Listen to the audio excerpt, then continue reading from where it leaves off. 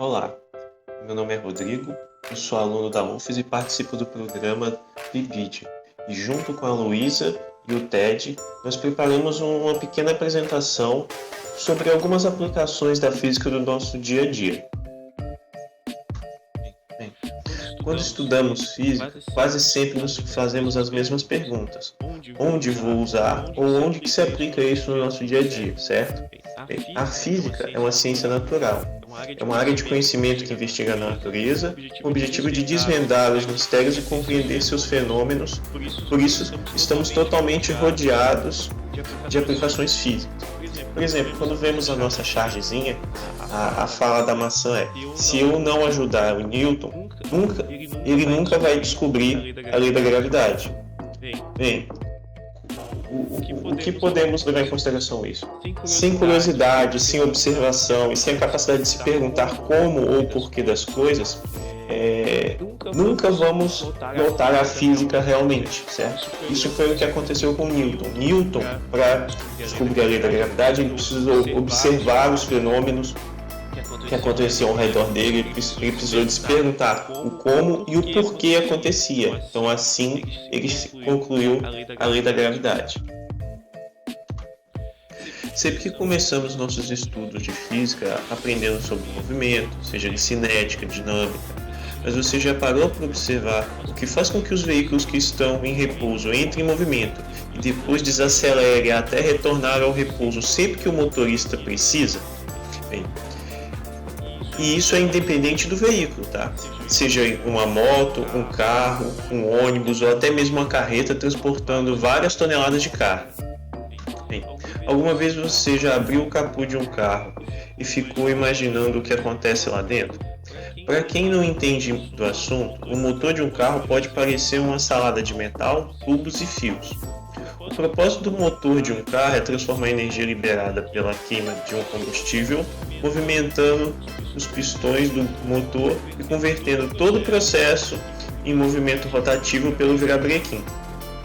É esse movimento rotativo que permite fazer as rodas dos carros girarem e isso vai fazer o carro andar. É bastante complexo, entretanto, precisamos observar que o motor de combustão interna é uma máquina térmica e uma máquina térmica é um dispositivo que converte calor em trabalho. Bem, outro item importante é o sistema de freio dos veículos. Você já parou para se perguntar como eles funcionam? Quando o motorista percebe um obstáculo à sua frente, ele instintivamente pisa nos freios do veículo, confiando que o carro pare, certo? Mas como o sistema funciona em si?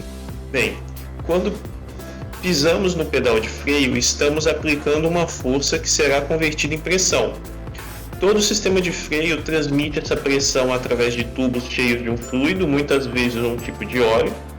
Então essa pressão é transmitida por todo o sistema até chegar às pinças de freio, que vão transformar a pressão em força, pressionando as pastilhas, gerando um atrito nos discos de freios presos nas rodas, o que faz o veículo parar definitivamente.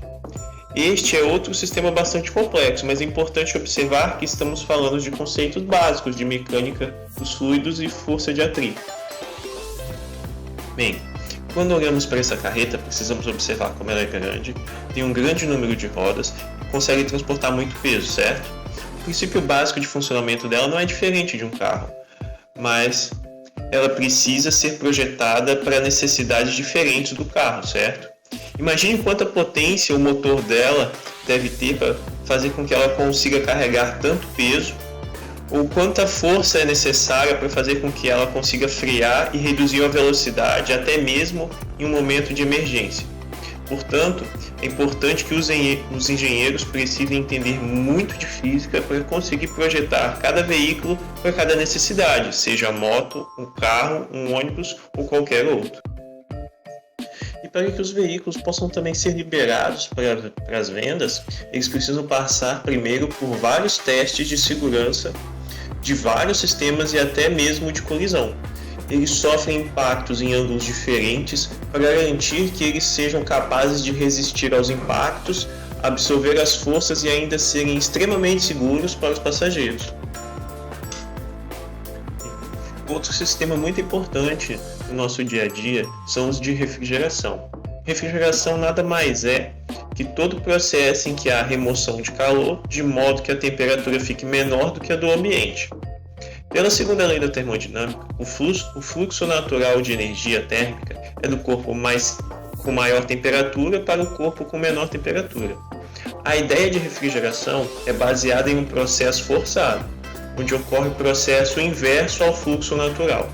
O sistema depende de um líquido refrigerante que passa por mudanças de fase.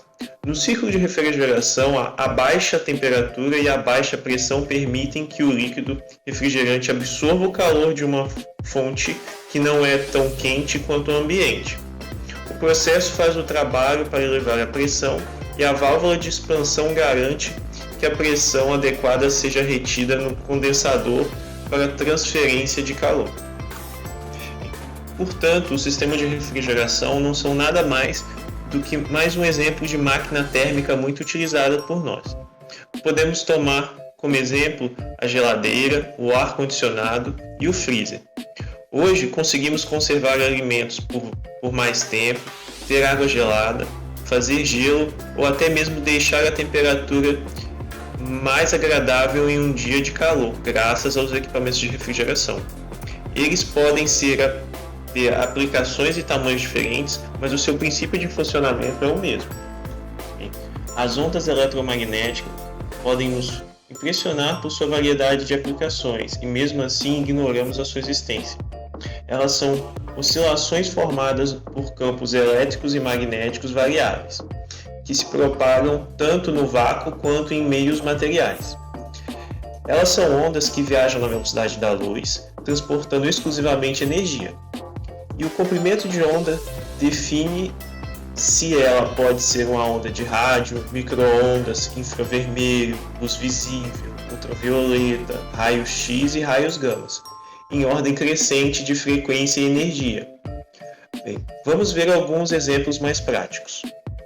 Bem, as ondas de rádio são muito utilizadas nas telecomunicações.